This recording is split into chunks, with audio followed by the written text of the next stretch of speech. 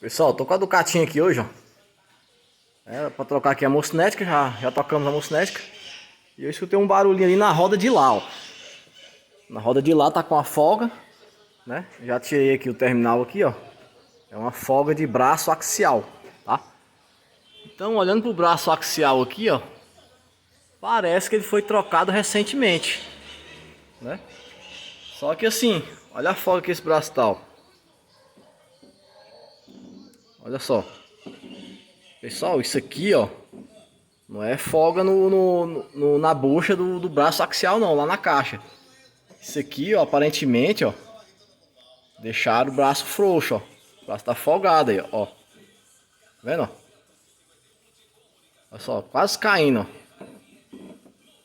Solto, solto, solto. Vou tirar aqui a coifa aqui, né?